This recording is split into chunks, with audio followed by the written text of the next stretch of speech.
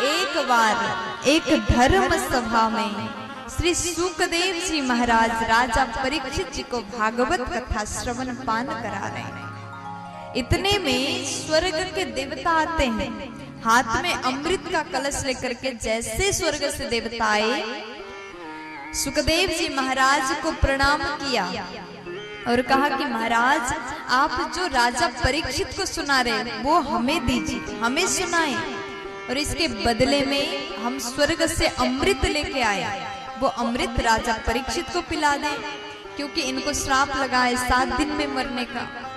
जब आप इनको ये अमृत पिलाओगे तो ये जीवित हो जाएंगे, अमर बन जाएंगे, और हमें वो वाला अमृत हम लोग को पिलाएंगे। जैसे सुन लिया, सुखदेव जी को बड़ा बुरा लगा। क्यों?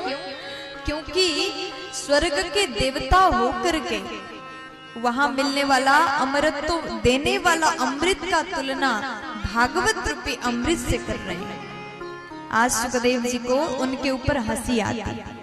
तब सुखदेव जी कहते हैं, को सुधा को कथा लोके, को काच को मणिर महान, ब्रह्मरातो विचारेवं तदा देवान् जहासः। आज इन लोगों के देवताओं के बात को सुन करके हंसी आती। फिर उन्होंने फटकार लगाया, डांटा, को सुधा को कथा लोके, कहाँ का कथा रूपी अमृत और कहाँ का वो तुच्छ अमृत। ये दो अमृत में कोई तुलना नहीं हो सकता। देखो, जब तक वस्तु बराबर का ना हो तब तक तुलना तो हो ही नहीं सकता। देखो, आपके पास में कांच का टुकड़ा है और आप बाजार में गए और व्यापारी से कहा कि व्यापारी जी, ये कांच का टुकड़ा है, इसके बदले में हमें मणि दे दो, हीरा दे दो। क्या वो देंगे? देंगे क्या? नहीं देंगे। भले वो कांच चमक रहा हो, भले ही वो कांच हीरे की तरह दिख रहा हो, लेकिन वो असली हीरा तो हो ही नहीं सकता, और उसका तुलना असली हीरा के साथ कभी नहीं होगा।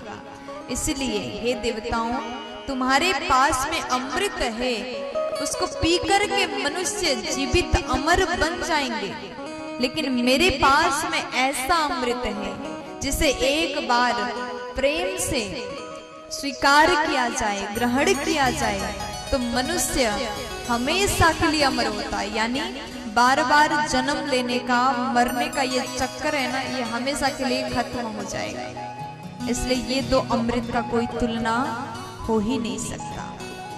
यदि वस्तु बराबर का हो, तुलना तभी संभव है।